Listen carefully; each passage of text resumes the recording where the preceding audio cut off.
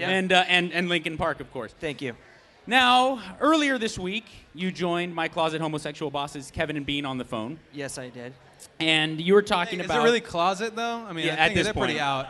They're Mr. pretty Shinoda, out. you make a very salient point at this. I would say that most people, you guys are aware that Kevin and Bean are not only partners on the air, they are lovers. Lovers. Yes, they are life partners. Dead by Sunrise is your new venture musically. Yes. Thank you. And you will be playing some Dead by Sunrise music on stage today at the Epicenter 2009, yes? Yeah, we're gonna be It's a thinly veiled secret. We are gonna. It's true. Actually, it was Mike's idea that he was like, you guys should come out like during the Linkin Park set and play. God, that's a few such a songs. good idea. And I was like, a good idea? You are a freaking genius. Thank you. And I would have never ever suggested that. Thank you for being Well, the guy who did that for me. It sounds funny and all, but you're an incredibly secure person, and so must the rest of the guys in the band. Right. To say, hey, you know what? In the middle of our set, go ahead and trot out a different band and give it a run. And we did that. We did 5 shows in Europe and in Japan, and it worked out pretty well. So we're gonna come out tonight. We're gonna play 3 songs, one of which is "Crawl Back In," which is being played right now on your lovely radio station. Getting great response at K-Rock. "Crawl Back In" is the new single from Dead by Sunrise. Now, Chester said that this is just simply a way for him to exercise different, musical muscles, and it's just a way to tide Linkin Park fans over. It's a way for me to tell people what to do. In Linkin Right. Park, I kind of am a part of a team.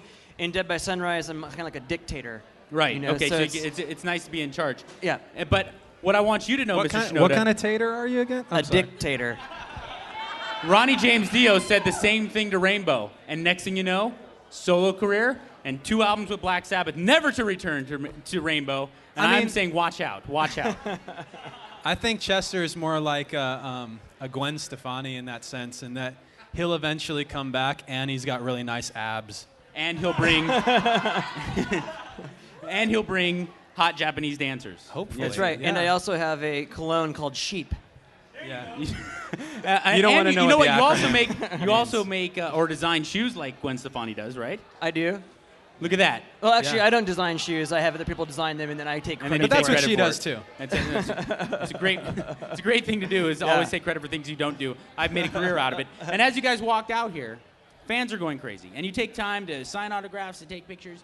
And I'm not just saying this to blow smoke up your very, very successful asses, but out of all the bands on the K-Rock little playlist, you guys are the most accessible. You guys go out of your way to bend over backwards to make sure that you really give back to the fans, and you always have since you were young guys. Now to the point that you are international superstars. Has that become more of a burden now that you are such big name acts?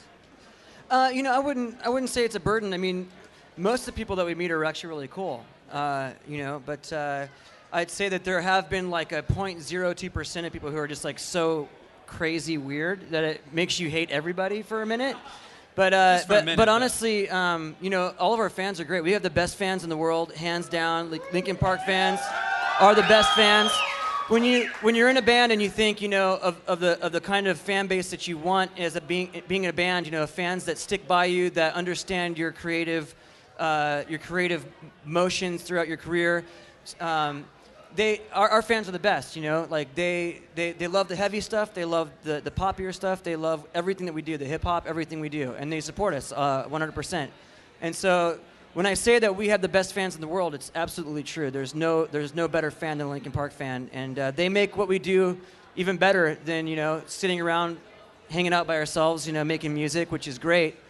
But going out and performing it to a crowd that knows every word to every song, even a song that's brand new, like when New Divide came out, we went and played it for the first time. Our fans already knew the lyrics to the song, and it's just crazy. It's an amazing feeling. At this point, feeling. as long as you guys have been successful, at this point, is that still put chills down your spine to look out into a crowd and see people singing your songs back to you? Absolutely, it's the best feeling. I mean, that's what it's all about. I'm a fan of music. If I wasn't in a band here playing this show, I'd be here watching bands. I'd be singing along to all my favorite songs, and that's what it's about. Speaking of which, thanks for taking this interview a little bit earlier than planned. People probably don't know that you guys agreed to meet with us a little bit early so that we can go over and check out Alice in Chains. I didn't know why. Yeah, but when I said that's that, part of it. When I heard that the guys in Linkin Park are beckoning to me with their ravenous demands, sir, I submit. Thank you. And you're welcome to come I would over like and you guys watch with to us, man. really take note. I really appreciate this because I've seen it happen so many times before. For bands to get as even less successful as these guys are, and it's just so easy to kind of hide and shy away from the fans. And again, these guys, out of any band in the world, are just so great to their fans, and they really do make an effort to give back, and they've stayed so accessible and down to earth. So you should appreciate them for that. Thank you. I was talking to Jerry Cantrell Man, earlier. that $50 I paid you earlier went a really long way. I was talking to Jerry Cantrell earlier, and I'll have you know, I tried my best because I said, "Hey, Mr. Cantrell, I remember at a show here in Southern California, Mr. Chester Bennington came out and sang Man in a Box with you, and it sounded fantastic. How about you do that again?" And he's like, "I don't know." That is exactly how he talks. He That's does. so funny. It's like he was sitting here. But so I just wanted you to know that what may come of it, I don't know, but I tried my best, sir. Well, I have to say that, Jerry's a friend of mine, and dude, it was so much fun to come play at Inland Invasion. We played with those guys. It was great. I'm a huge Alice in Chains fan. Me too. I've loved them, ever since, for most of my life. I've been a fan of that band, and I'm actually super, super stoked that they're putting out a great record, and the new song is unbelievably good. William is great. And William's amazing, awesome. and Band sounds as they've good done as it the they've right always way. sounded. Yeah, They're great. I've heard through numerous various people that I've had the opportunity of listening to their album all the way through that it's like the best Alice in Chains record that's ever been made, and I truly believe that that's something that they could pull off. So I'm super stoked for those guys. The tracks I've heard have been absolutely unbelievable. I'm sitting next to two vocalists, and you mentioned William.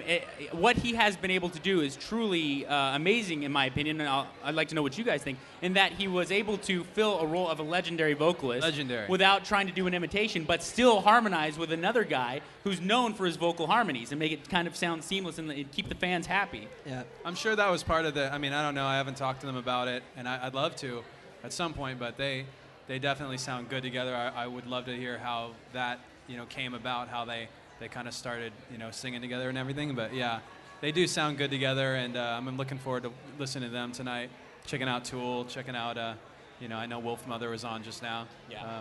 So it's a good lineup. I feel like what William has done is he's kind of done similar to what AC/DC did, whereas he's got his own sound, and but it's close enough, and it's stylistically close enough and tonally close enough to where he can pull off the stuff that they've done in the past really well. But it sounds like Alice in Chains, and it doesn't sound like something that they pulled out of their ass. Really, it's great. Let's talk about Dead by Sunrise, though.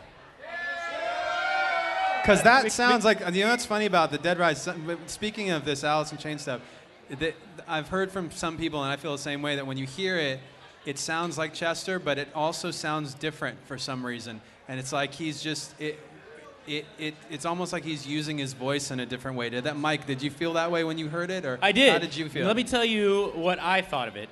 I thought that, though obviously vocally it sounds similar because you are the same person and you are using the same instrument. Right. The aggressiveness is a little bit more, it's a little heavier, it's a little bit more acute on Linkin Park records. It's to the point, whereas this seemed like a much more avant-garde venture. It seems like this is an alternative rock song, alternative rock act, and whereas Linkin Park is like I said, a much more edgier kind of percussive delivery. You seem to be a little bit more relaxed as far as how your demeanor was on the record. I think that vocally, what I think the biggest difference is the harmonies and hearing how the different levels of harmonies and how I'm using my voice. I think kind of is something that hasn't really been. There aren't 4-part harmonies on Linkin Park records. Right. There aren't harmonies to the harmonies, and I think that's something that's different. So it kind of gives it more of a sung feel, and it's not Linkin Park, and I think that I think it was important for me. Nothing bothers me more than a band that has a singer that goes and does something different, and it sounds like the band he was in before. Then why bother? Well, yeah, what's the point? You've already a massively successful and that's the band. reason why that's the reason why this record was made, was because these songs are different, and they aren't Linkin Park songs. And I do feel that they were good enough to put on a record and have people listen to it. And so that was important for me to kind of convey that through the album. And it's got this grungy kind of feel. It's got this poppy thing going on, and the combination of those two things, I think, makes it unique from what Linkin Park sounds It like. is. It is totally mutually exclusive from the sound of Linkin Park. And I'm sure you can empathize, in having a side project that, can explore different avenues musically. Yeah. I mean, I did that with the Fort Minor stuff, and then, thank you. And we had a lot of fun. It's like it's always nice to like just flex different muscles, like you said, creatively. And then we already like I don't know if we've mentioned we are in the studio working on the next Linkin Park record right now. So it's it's nonstop. awesome. One thing that we're trying to do that I want our fans to know, I want you guys to know. We've been on a certain pace since we started to like put out a record every couple years or so. And I think what we really want to do right now is release music a little more quickly, to break up the touring a little more, because it used to be like release a record, tour for 2 years, take a small break, then start a new record, right? But I think right now it's just continual, like keep writing, keep touring, just go back and forth and back and forth. And that way we'll be able to release more stuff for the fans, because people are always asking about, like as soon as we release a record, they're like, when's the next one coming, And it's like, well, let's take that seriously. We're just trying to listen to the fans and do, what works for them, what works for us, and hopefully make the system better. And expect that, with the fact that we're releasing more music, we're definitely going to experiment a lot. We're going to, not every, Minutes to Midnight sounded different from the ones before. The next one's going to sound different from all that. Next one, who knows what's going to happen. Maybe we release another record like Minutes to Midnight or Hybrid Theory or Meteor or Reanimation or whatever. And on this next record right now, I can tell you that it sounds different from all of them. It's good to know. Ladies and gentlemen, please put your hands together Thank you. for Mike Shinoda and Chester Bennington you, guys. of Linkin Park. What do you say we go watch some Alice in Chains? Absolutely. Thank you. Broadcasting live from backstage at Epicenter 09, presented by Rogue. Are you Rogue? Find out at IamRogue.com.